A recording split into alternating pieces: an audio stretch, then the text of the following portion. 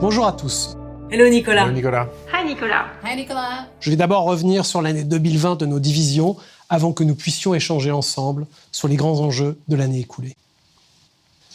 En 2020, dans un contexte compliqué et incertain, les 4 divisions de L'Oréal ont démontré leur solidité, leur adaptabilité et leur résilience.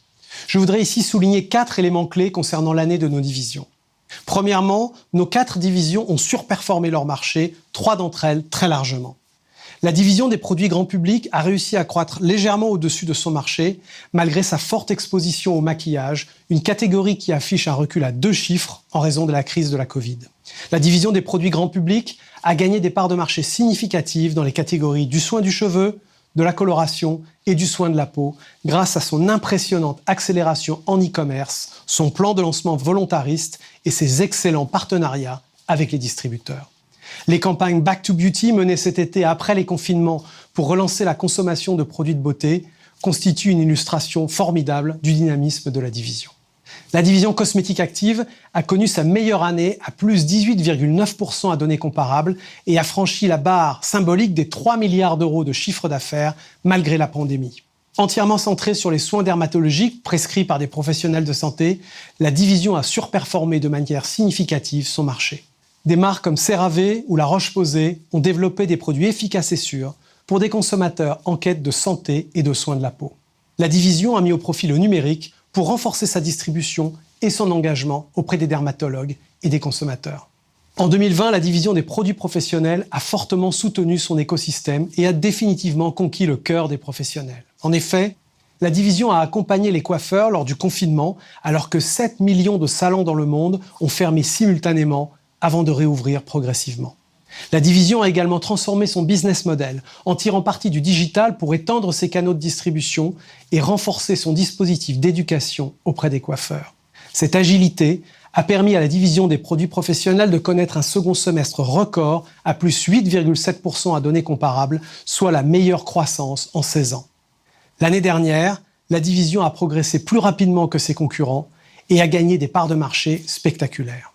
L'Oréal Luxe a réussi à surperformer le marché pour la 10e année consécutive grâce à son avance digitale et à sa mobilisation pour renforcer son leadership auprès du consommateur chinois, lequel conditionne principalement le marché mondial du luxe. Aujourd'hui, L'Oréal Luxe est le numéro 1 du marché du luxe en Chine et Lancôme est la marque préférée des femmes chinoises. Tout au long de l'année, la division s'est appuyée sur son plan de lancement volontariste et ambitieux. L'Oréal Luxe est même parvenu à battre son marché de référence chaque trimestre, accélérant au cours de l'année pour terminer le 4e trimestre à plus 4,4% à données comparables. Deuxièmement, nos divisions ont gagné des parts de marché et elles ont également préparé l'avenir grâce à leur choix de préserver des plans de lancement forts et agressifs, notamment au second semestre 2020. Et il y a eu beaucoup d'innovations. Je pense à des parfums tels que My Way de Giorgio Armani ou Voce Viva de Valentino. En soins capillaires, je pense au shampoing solide ultra doux, au sachet du nouveau shampoing Garnier pour hommes, mais aussi au Steam Pod de L'Oréal Professionnel et à Genesis de Kérastase. Dans la catégorie du maquillage, dans laquelle nous avons aussi innové, je pense au Lifter Gloss de Maybelline, au mascara Air Volume de L'Oréal Paris ou encore au dernier Cushion d'Yves Saint Laurent. Enfin, pour le soin de la peau, la catégorie reine de cette année 2020, je pense à Clarifique de Lancôme, au Life Plankton Elixir de Biotherm, au Revitalift Filler de L'Oréal Paris, mais aussi à Vichy, Lift Active Epidermic Filler ou au Neck Repair de SkinCeuticals. Nous avons également continué à développer notre portefeuille de marques pour satisfaire les attentes des consommateurs du monde entier. Avec la dernière acquisition de Mugler Azzaro en parfum, de Takami au Japon, ou de Thayer's Natural Remedies, une marque de soins naturels et médicales aux États-Unis. Troisièmement, les lancements ainsi que le talent et la créativité marketing de nos divisions sont soutenus par l'investissement du groupe dans le numérique, la tech et bien sûr la recherche et innovation. Le marché de la beauté est désormais totalement digitalisé et nos divisions peuvent bénéficier des capacités du champion du digital qu'est devenu L'Oréal. C'est bien sûr vrai pour l'e-commerce avec les e-retailers, les pure players et nos solutions direct to consumers. Mais cela est plus que jamais vrai lorsqu'il s'agit de proposer la meilleure expérience consommateur grâce au live streaming, à l'essai virtuel des produits et au diagnostic personnalisé en ligne. Nos investissements en R&I and Tech, maintenus à 3,4% de notre chiffre d'affaires, comme notre choix stratégique d'unir les deux fonctions, nous permettront de poursuivre le développement de produits de qualité supérieure. Et alors que nos marques bénéficient de la confiance acquise dans la durée auprès des consommateurs du monde entier, elles continueront à innover et à développer leur offre grâce à nos recherches en green science et en clean beauty. Enfin, les attentes envers les entreprises et les marques sont plus élevées que jamais après cette crise de la Covid. Pour répondre aux nouvelles demandes des consommateurs, nos marques ont pris des engagements sociétaux et environnementaux forts. Dans le cadre de notre programme L'Oréal pour le futur, 3 millions de personnes bénéficieront des programmes d'engagement sociétaux et environnementaux de nos marques. Grâce à toutes ces accélérations et à toutes ces transformations, nos divisions sont plus que jamais prêtes à animer et à mener un marché de la beauté qui rebondira, nous en sommes tous convaincus, dès qu'il y aura la possibilité d'un retour à une vie sociale normale. L'Oréal sortira de la crise plus fort que jamais, en tant que groupe, mais aussi en tant que division et marque. Adrian, Garnier is a perfect example of a brand that, despite the challenges of 2020, rose to the occasion. Can you tell us more about this incredible journey? Absolutely.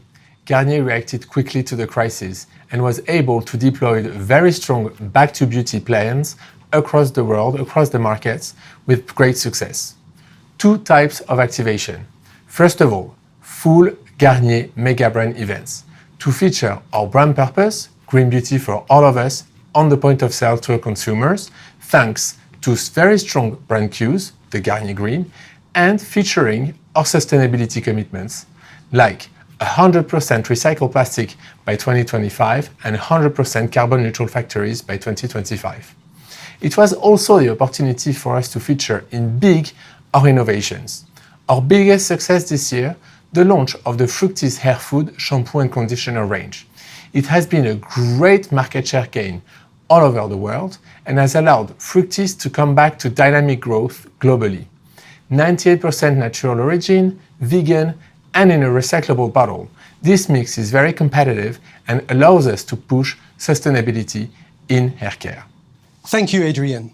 Françoise, the luxury market was particularly hit by the lockdown, which resulted in the closing of stores and steep reduction in travels. Yet, you made market share gains, didn't you? That is correct, Nicolas.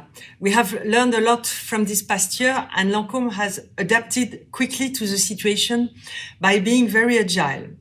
We have capitalized on our strong position in skincare, and we responded rapidly to the sweeping trend of well-being and of self-care. Actually, in skincare, I'd like to point out the incredible success of our ultra-premium franchise, Lancôme Absolue. The crisis has also amplified the need of our customers for knowledge and science, which we delivered during our first worldwide e-symposium fully dedicated to our star serum, Génifique, and to the microbiome science, a truly engaging and informative event that was relayed on social networks. And last but not least, the boom of digital. We decided to launch our new franchise Clarifique in Asia by harnessing digital only, making it one of the best skincare launches in Asia, thanks to the overwhelming response of our customers across the markets. As a leading luxury beauty brand, our success last year has also been possible thanks to strong makeup franchises and a solid fragrance category. Congratulations, Françoise. Rosa, the professional haircare division was also impacted by the drastic and completely unprecedented closing of salons. But your teams showed tremendous agility during this time, and e-commerce made a significant impact, didn't it? That's right, Nicolas. When salons around the world were forced to close, we were ready. We had a solid global e-commerce infrastructure, and we adapted it to this new reality with online animations that made sense with consumers' needs and their state of mind. And new ways to sell, like social commerce, that leverage the expertise of our stylists together with the reach of our KOLs. It made our e-commerce more human, more expert, and with a wider reach. And this dynamism more than compensated for our offline losses. But this crisis was also a moment to reinforce the bond with our communities, to show them we care, to educate them, to entertain them, or simply help them cope with confinement. And once the salons reopened, we focused our media investments to drive traffic back to salons. It was a huge success. All year long, Our teams worldwide fought with agility to reinvent the business model, to support hairdressers and consumers. And the Kérastase brand came out stronger than ever. Thank you, Rosa. Now, Penelope, what a year this has been for the Active Cosmetics division. Health and wellness have found their way to the heart of every conversation we've had in 2020 and are at the core of what our consumers need and look for. And your brand, CeraVe, has enjoyed incredible success. It certainly has been a great year for the division, with consumers searching for trusted, dermatologist-endorsed, safe and effective products throughout the pandemic. CeraVe had an exceptional year, thanks to an increase in dermatologist recommendation, amplified by a strong digital strategy.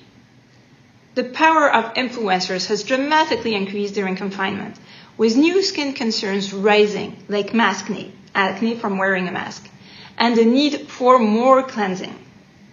By partnering with these skin experts, we have benefited from an exponential word-of-mouth phenomenon, especially regarding CeraVe's SA Cleanser, thanks to Hiram's Do It on TikTok.